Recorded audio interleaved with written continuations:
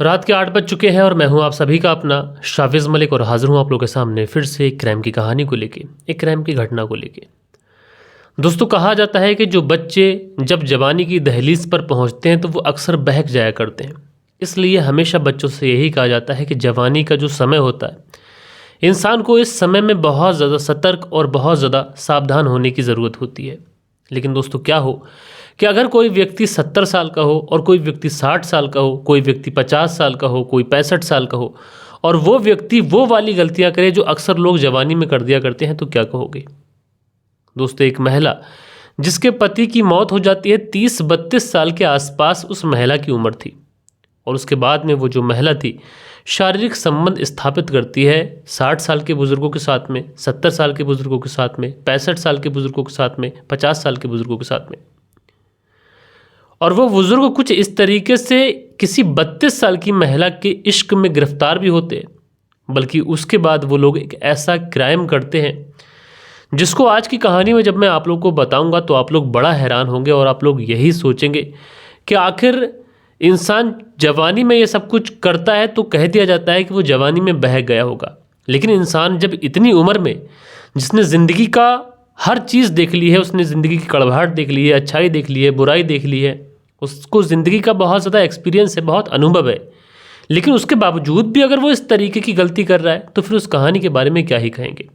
तो मैं आप लोगों का ज़्यादा वक्त नहीं लूँगा, सीधा सीधा इस कहानी का रुख कर लेते हैं। और आज की कहानी की बात करें तो दोस्तों, इस कहानी की शुरुआत होती है बिहार से।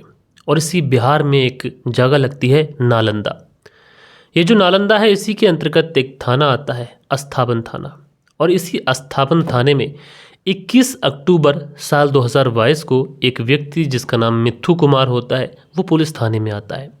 एंड पुलिस थाने में आने के बाद में मिथु कुमार पुलिस वालों से कहता है कि साहब, मेरे पिता हैं जिनका नाम त्रिपित कुमार शर्मा है। उम्र तकरीबन उनकी 75 से 76 साल के आसपास है और पिछले 1-2 दिन से वो लापता है और हमने हर जगह पर उनको ढूंढ लिया है, लेकिन उनका कहीं पर भी कोई पता नहीं है। हमने रिश्तेदारों में पता कर लिया, हमने मिलने वालों में पता कर लिया, लेकिन साहब हमारे पिता त्रिपित कुमार का कहीं पर भी कोई पता नहीं चल रहा है। साहब, ऐसा करिए कि आप जल्दी से जल्दी हमारे पिता को ढूंढ दीजिए। अच्छा, पुलिस वाले जब इस तरीके का मामला सुनते हैं तो पुलिस वाले मामले को दर्ज कर लेते हैं। मामले को दर्ज करने के बाद में अब इस त्रिपित कुमार शर्मा की छानबीन शुरू करते हैं। पुलिस इस त्रिपित कुमार शर्मा की छानबीन कर रही थी। 21 अक्टूबर साल 2022 को ये मामला दर्ज किया गया था। 22 अक्टूबर भी गुजर जाती है, यानी 21 भी गुजर जाती है, 22 भी गुजर जाती है और 23 तारीख को पुलिस को एक ऐसी सूचना मिलती है कि इसी एरिया में जहाँ पर ये त्रिपित कुमार रहा करते हैं, उसी एरिया में एक अंडर कंस्ट्रक्शन साइट है। उसी अंडर कंस्ट्रक्शन साइट पर कुछ मजदूर काम कर रहे थे, तो काम करते हुए उन्हें एक व्यक्ति का शव मिला है। उसमें उसका सर है जो कि पूरी तरीके से कुचला हुआ है। लिहाजा पुलिस जब उस सारी चीज़ें बहुत बढ़िया तरीके से जानकारी निकालती है तो पता ये चलता है कि ये जो व्यक्ति है जिसकी डेड बॉडी मिली है, इसकी उम्र लगभग 75 से 80 साल के आसपास रही होगी। अब पुलिस के पास में ऑलरेडी एक व्यक्ति की गुमशुदगी की रिपोर्ट दर्ज हो चुकी थी, जिसमें उस त्रिपित कुमार की भी उम्र 75 वर्ष के आसपास ही लिखवाई गई थी। लिहाजा पुलिस वालों को ये डाउट होता है कि हो सकता है कि ये जो डेड बॉडी जिसकी मिली है ये किसी और की ना हो बल्कि त्रिपित कुमार की ही हो।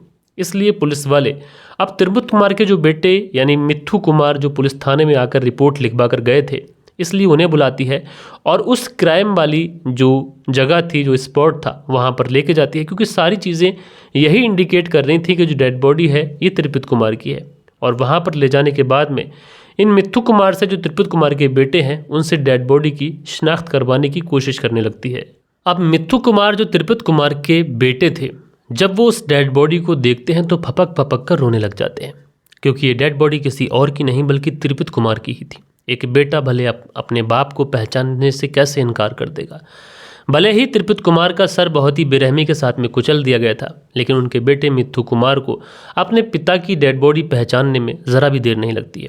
फपक फपक कर रोते हुए मिथु कुमार पुलिस वालों से कहते हैं कि साहब, ये मेरे पिता त्रिपित कुमार ही हैं और इनकी किसी ने इस तरीके से हत्या की है कि इनकी शव की पहचान ना हो सके, लेकिन ये बहुत क्लियर है कि ये मेरे पिताजी ही हैं। लिहाजा आप कंप्लेंट दर्ज कर लीजिए अज्ञात लोगों के खिलाफ कि मेरे पिता को किसी ने मारा है और उनको जल्दी से जल्दी ढूंढ कर आप उन्हें सख्त से सख्त सज़ा दिलाइए। अब पुलिस वाले बड़ा परेशान थे कि एक व्यक्ति जो कि 3-4 दिन पहले गायब हुआ, गायब होने के बाद में पुलिस में कंप्लेंट लिखाई गई और आज 2 दिन के बाद में उसकी डेड बॉडी एक अंडर कंस्ट्रक्शन साइट से मिली है। और डेड बॉडी भी इस तरीके से मिली कि ये जो डेड बॉडी थी, इस डेड बॉडी से बहुत ही ज़्यादा बदबू आ रही थी। और उस साइट पर जो काम करने वाले लोग थे, जब उनसे इस बदबू को बर्दाश्त नहीं किया गया तो वो इस साइड आकर उन्होंने देखा, और जैसे ही उन्होंने आकर देखा तो उन्हें वहाँ पर डेड बॉडी मिल गई। इसलिए पुलिस को इन्फॉर्म किया गया। पुलिस जो थी वो तिरुपत कुमार के बेटे मित्तू कुमार को लेके गई। बॉडी की शिनाख्त हुई, बॉडी को पोस्टमार्टम के लिए भेजा गया। लेकिन पुलिस वाले बड़ा हैरान थे कि आखिर एक 75 साल का व्यक्ति, उसकी किसी से क्या दुश्मनी, क्या रंजिश रही होगी, भला कौन उसकी क्यों हत्या करेगा। डेड बॉडी तो पोस्टमार्टम के लिए जा चुकी थी, लेकिन पुलिस जो थी अब तिरुपत कुमार के बेटे मित्तू कुमार को बैठाती है और बहुत इत्मीनान के साथ में उससे पूछताछ करती है। उससे पूछती है, क्या तुम्हें किसी के ऊपर शक है, या फिर कोई ऐसा जिससे तुम्हारे पिता तिरुपत कुमार की कोई दुश्मनी रही हो, या फिर कुछ ऐसा कारोबार तुम्हारे पिता का जिसमें दुश्मनी हो गई हो, क्योंकि आमतौर पर कारोबार के अंदर भी दुश्मनियां हो जाती हैं। किसी से कोई लड़ाई झगड़ा, कोई रंजिश का मामला, कोई पुराना विवाद, कोई ज़मीनी विवाद, अगर कुछ हो तो हमें बताओ, क्योंकि हम कातिल तक पहुंच सकें और तुम्हारे पिता तिरुपत कुमार के जो कातिल हैं उन्हें सख्त से सख्त सज़ा दिला सकें। लेकिन जो मित्तू कुमार होते हैं वो कहते हैं कि साहब, हमारी किसी से कोई भी दुश्मनी नहीं है, हमारी ना किसी से कोई रंजिश है, ना हमारे पिता का कोई कारोबार था, ना किसी से कोई लड़ाई झगड़ा हुआ है। साहब, ऐसा तो कुछ भी नहीं है। मेरे पिता की किसने क्या हत्या कर दी, मुझे बिल्कुल नहीं पता। अब दोस्तों, पुलिस वाले जब मित्तू कुमार के मुंह से ये बात सुनते हैं कि ना कोई दुश्मनी है, ना कोई रंजिश है, ना कोई विवाद है किसी से, तो पुलिस वालों की समझ में ये नहीं आता है कि आखिर 75 साल के व्यक्ति की और किसी से क्या दुश्मनी रही होगी। भला कोई 75 साल के व्यक्ति तिरुपत कुमार को क्यों ही मारेगा। तमाम तरीके के जहन में सवाल पुलिस वालों के थे, लेकिन जवाब कोई नहीं था। लिहाजा पुलिस वाले जो थे वो इन्हीं सवाल के साथ में अब तिरुपत कुमार की जो मौत थी, जो मर्डर था, उस मर्डर की मिस्ट्री को सुलझाने के लिए अब उधेड़-बुन में लग जाते हैं। तो सबसे पहले पुलिस इस पूरे केस को सुलझाने के लिए अब ये पता करने की कोशिश करती है कि तिरुपत आखिरकार उनके दोस्त कौन थे, उनका उठना बैठना कहाँ था, किन लोगों से उनकी ज़्यादा करीबी थी। तो सबसे पहले पुलिस जो थी वो दोस्ती वाले एंगल पर छानबीन शुरू करती है। अब चूंकि तिरुपत जो थे उनकी उम्र 75 साल के आसपास थी, तो जब दोस्ती वाले एंगल पर छानबीन की जाती है तो पता ये चलता है कि तिरुपत के बहुत सारे जो दोस्त थे वो अब बचे ही नहीं हैं, क्योंकि 75 साल के आसपास तिरुपत की उम्र हो गई है। तो इस उम्र तक आते आते तिरुपत के कुछ दोस्त ऐसे थे जिनकी डेथ भी हो गई थी, कुछ दोस्त ऐसे थे जो चारपाई से उठने बैठने तक के लिए मजबूर थे, बीमारी हालत में थे। यानी दोस्ती वाला जो एंगल होता है तिरुपत का, ये तो क्लोज हो जाता है। अब उसके बाद में पुलिस जो थी वो दूसरे एंगल पर छानबीन शुरू करती है, और दूसरा एंगल ये था कि तिरुपत का उठना बैठना कहाँ था। अब जब इस एंगल पर पुलिस छानबीन करती है तो पता ये चलता है कि इसी थाना क्षेत्र में एक पॉलिटेक्निक कॉलेज है, और उसी पॉलिटेक्निक कॉलेज की बगल में एक चाय का ढाबा खुला हुआ है। अक्सर वहाँ पर तिरुपत जो थे वो चाय पीने के लिए जाया करते थे। लिहाजा पुलिस वाले जो थे अब उस ढाबे पर पहुँचते हैं, और वहाँ पर जाने के बाद में पूछते हैं कि इस रात को तिरुपत यहाँ पर आए थे या फिर नहीं आए थे। उधर जो डेड बॉडी थी ये भी पोस्टमार्टम यानी कि फॉरेंसिक के लिए भी भेजी गई थी, जिससे मरने वगैरह की जो डेट है वो कंफर्म हो जाए। तो उसमें डेट जो कंफर्म होती है मरने वगैरह की वो ये होती है कि या तो 18 की रात को या फिर 19 की सुबह सुबह तिरुपत का मर्डर हुआ है, क्योंकि डेड बॉडी देखने से ही ऐसा लग रहा था कि जो डेड बॉडी है ये लगभग 3 से 4 दिन पुरानी है। अब दोस्तों, पुलिस इस पूरे मामले में छानबीन तो कर रही थी, लेकिन पुलिस के हाथ में कुछ लग नहीं पा रहा था। लेकिन इसी बीच में इस केस के अंदर एक नया मोड़ आ जाता है, और नया मोड़ ये होता है कि जो तिरुपत कुमार शर्मा जो थे 75 साल के, जिनकी मौत हुई थी, उनका बेटे जो मित्तू कुमार थे, जो पुलिस स्टेशन में रिपोर्ट लिखा कर आए थे अपने पिता की गुमशुदगी की, वो मिट्ठू कुमार बताते हैं कि पिता की डेड बॉडी तो मिल गई है, लेकिन हमारे पिता के पास में एक मोबाइल फ़ोन था, और उस मोबाइल को हम लगा रहे हैं तो जब से पिताजी गुम हुए हैं जब से ही वो मोबाइल फ़ोन स्विच ऑफ बता रहा है। लेकिन डेड बॉडी तो मिल गई है, लेकिन मोबाइल फ़ोन नहीं मिला है। अब जैसे ही मोबाइल फ़ोन की बात आती है तो पुलिस वाले बड़ा राहत की सांस लेते हैं। पुलिस वाले सोचते हैं कि चलो ठीक है, कम से कम एक टेक्निकल एंगल तो इस मामले में जुड़ा, क्योंकि पुलिस वालों को शुरुआत में ऐसा लग रहा था कि 75 साल के व्यक्ति के पास में मोबाइल फ़ोन क्या पता ना हो, इसलिए पुलिस वालों ने मोबाइल फ़ोन के बारे में कोई तहकीकात ही नहीं की थी। अब जब पुलिस को ये पता चलता है कि मोबाइल फ़ोन का एंगल आ गया, अब पुलिस वाले जो थे वो तिरुपत कुमार का मोबाइल नंबर लेते हैं और उसको सर्विलांस पे लगा देते हैं।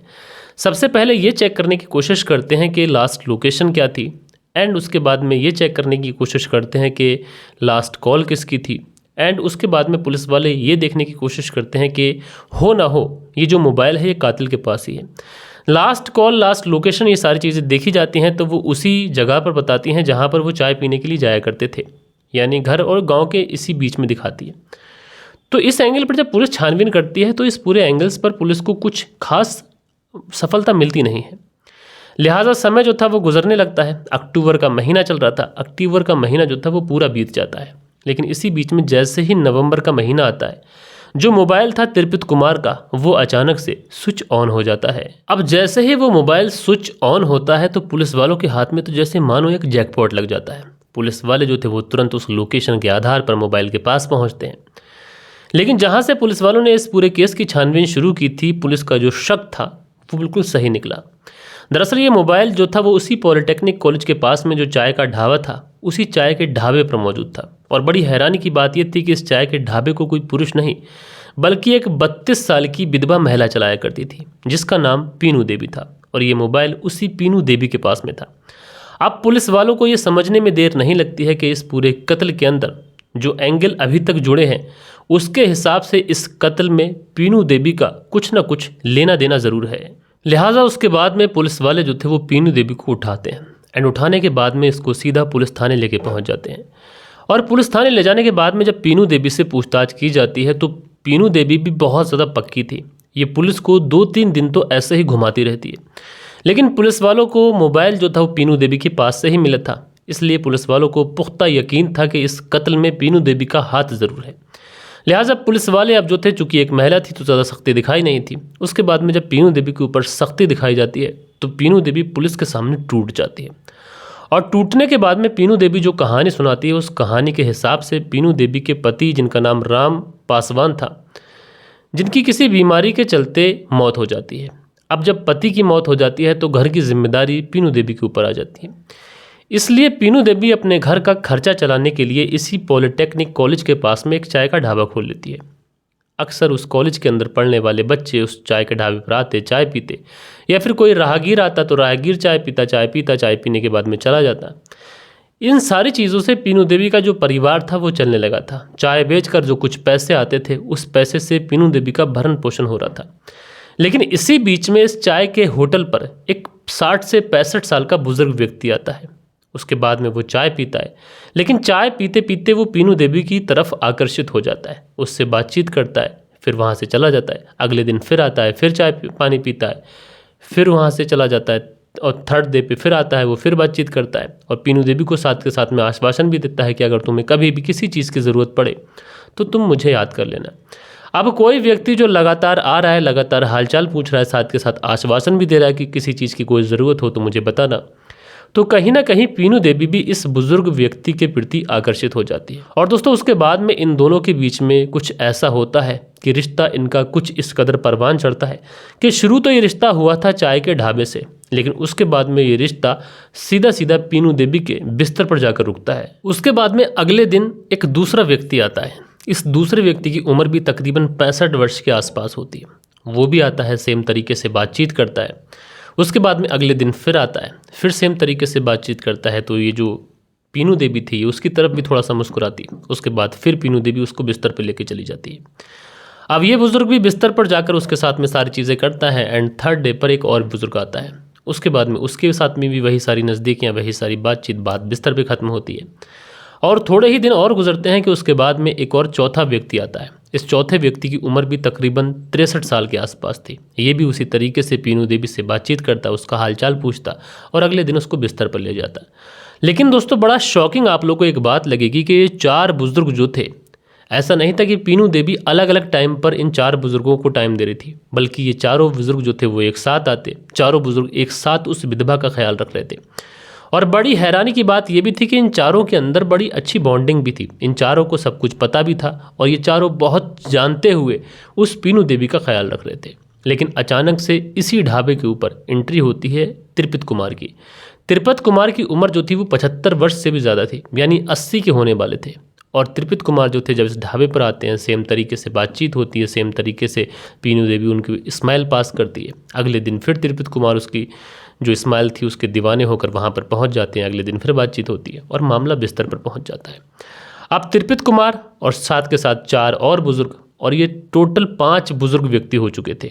और इन 5 बुजुर्ग व्यक्तियों की अकेली जो विधवा महिला थी वो इन 5 बुजुर्गों का ख्याल रख रही थी, और ये 5 बुजुर्ग मिलकर उस विधवा महिला का ख्याल रख रहे थे। उस विधवा महिला के पति को अभी स्वर्ग सिधारे हुए ज़्यादा समय नहीं हुआ था, लेकिन उसके बावजूद भी वो पीनू देवी इन 4 बुजुर्गों के साथ में गलत काम कर रही थी, गलत तरीके से इंटीमेट हो रही थी। और ये जो 4 से 5 बुजुर्ग व्यक्ति जो थे, ये अपने घर परिवार दुनियादारी सबको छोड़कर इस विधवा महिला के प्यार में पागल हो चुके थे। लेकिन दोस्तों, ये जो त्रिपित कुमार थे, इनकी जो बॉन्डिंग थी, इनकी जो नज़दीकियाँ थी, ये पीनू देवी के लिए कुछ ज़्यादा ही थी। त्रिपित कुमार पीनू देवी के प्यार में कुछ इस कदर पागल थे कि उसके लिए कुछ भी कर सकते थे।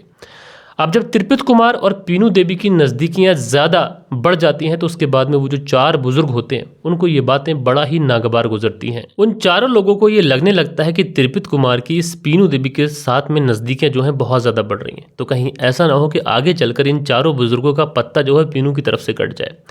लिहाजा चारों लोग इकट्ठे होते हैं, चारों बुजुर्ग उसके बाद में पीनू देवी के पास पहुँचते हैं, और वहाँ पर पहुँचने के बाद में पीनू देवी से कहते हैं कि देखो, अगर तुम हम चारों के साथ में रहना चाहते हो, तुम उस बूढ़े के साथ में त्रिपित कुमार जो है उससे तुम मिलना जुलना बिल्कुल बंद कर दो। अब जो पीनू देवी थी, साफ बात इन चारों से एक कहती है कि देखो, मैं सबसे मिलूंगी, मैं किसी से इनकार करने वाली नहीं है। तुम भी आते हो, तुम भी आओ, दूसरा आता है वो भी आए, तुम्हें उसे कोई एतराज़ नहीं है तो तुम्हें भी एतराज़ नहीं होना चाहिए। अगर तुम्हें ऐतराज़ है तो तुम उसको रास्ते से हटा दो, मुझे कोई मतलब नहीं है। ये 3 लाइनें जो पीनू देवी इन चारों से बोलती है, कहीं ना कहीं ये लाइनें उन चारों बुजुर्गों के दिलों और दिमाग में घर कर जाती हैं। उसके बाद में ये उस त्रिपित कुमार की हत्या की साजिश रचने लगते हैं, तमाम तरीके की साजिशें करते हैं, तमाम तरीके की प्लानिंग बनाते हैं, और इस प्लानिंग में ये पीनू देवी को भी शामिल करते हैं। और ये चारों पीनू देवी से कहते हैं कि देखो, 18 अक्टूबर को तुम्हें इस त्रिपित कुमार को अपने घर बुलाना है रात को, और जब त्रिपित कुमार आ जाएगा तो उसका कुछ ना कुछ करेंगे। और होता वैसा ही है, पीनू देवी 18 तारीख को त्रिपित कुमार को बुला लेती है। अब त्रिपित कुमार चूंकि उसके ऊपर जुनून सवार था, मोहब्बत का, जो बुढ़ापे में मोहब्बत उससे हुई थी उसका जुनून सवार था, वो उससे मिलने के लिए उसके घर पहुंच जाता है। और वहाँ पर ये चारों लोग ऑलरेडी पहले से मौजूद होते हैं, और किसी बात को लेकर इन 5 लोगों के बीच में झगड़ा शुरू हो जाता है। जब इन 5 लोगों के बीच में झगड़ा शुरू होता है तो उसी में से एक बुजुर्ग व्यक्ति ईंट उठाकर त्रिपित कुमार के सर पे वार कर देता है। अब चूंकि एक बुजुर्ग व्यक्ति है 75 से 80 साल का, तो उसको जब ईंट लगेगी तो लाजमी बात है बहुत ज़्यादा डैमेज हो जाएगा। तो त्रिपित कुमार वहीं ज़मीन पर गिर जाता है, और ज़्यादा खून बह जाने की वजह से उसकी मौके पर ही मौत हो जाती है। अब त्रिपित कुमार की मौत हो चुकी थी, कत्ल हो चुका था, अब बारी थी इस डेड बॉडी को ठिकाने लगाने की। इसलिए डेड बॉडी को ठिकाने लगाने के लिए ये सबसे पहले त्रिपित कुमार के चेहरे को ईंट से इतनी ज़्यादा बेरहमी के साथ में कुचलते हैं कि किसी भी तरीके से, किसी भी एंगल से त्रिपित कुमार की बॉडी की शिनाख्त ना हो सके। जब ये डेड बॉडी के सर को पूरी तरीके से कुचल देते हैं तो उसके बाद में पास में ही जो अंडर कंस्ट्रक्शन एक साइड थी, वहीं पर एक पानी की टंकी थी, वहीं पर जाकर डेड बॉडी को फेंक आते हैं। अब चूंकि ये जो महिला थी पीनू देवी, ये लालची किस्म की महिला थी, क्योंकि बिना लालच के तो 5-5 लोगों के साथ में ये संबंध स्थापित करेगी नहीं, तो ये त्रिपित कुमार का मोबाइल फ़ोन अपने पास रख लेती है, और यही मोबाइल फ़ोन रखना इसके लिए काल बनता है। बहरहाल दोस्तों, पुलिस ने इन 5 ही लोगों को अरेस्ट कर लिया है। अरेस्ट करने के बाद में इन्हें जेल में भेजा गया है। लेकिन बड़ी हैरानी होती है दोस्तों इस तरीके के केसेस सुनकर कि इंसान लालच में, हवस में कुछ इस कदर पागल हो जाता है कि किसी इंसान की जान ले लेता है। 4 बुजुर्ग उस पीनू देवी के साथ में संबंध स्थापित कर रहे थे। जब तुम चारों एक साथ संबंध स्थापित कर रहे थे तो तुम्हें त्रिपित कुमार से क्या प्रॉब्लम थी? और पहली बात तो तुम्हें इस रिश्ते में जाना ही नहीं चाहिए था। वहीं दूसरी तरफ सबसे ज़्यादा गलती पीनू देवी की है, क्योंकि उसने 4 बुजुर्गों के साथ में संबंध स्थापित किए, और साथ के साथ मर्डर की प्लानिंग का जो राय थी वो भी उसी ने दी। बहरहाल दोस्तों, आप लोग इस पूरी कहानी के बारे में जो भी सोचते हैं कमेंट्स करके ज़रूर से ज़रूर बताइएगा। बाकी आप लोग को ये चैनल कैसा लग रहा है ये भी कमेंट्स करिएगा, और आप लोग इस चैनल को ज़्यादा से ज़्यादा लाइक, ज़्यादा से ज़्यादा सपोर्ट कीजिए, क्योंकि इस चैनल को हम लोग बहुत आगे तक लेके जाना चाहते हैं, बेहतर अंदाज में आप लोगों को कहानी सुनाना चाहते हैं। मिलते हैं दोस्तों कल के दिन किसी और वीडियो के साथ में रात 8 बजे। जब तक के लिए स्टे ट्यून, अपना ख्याल रखिएगा, बाय बाय।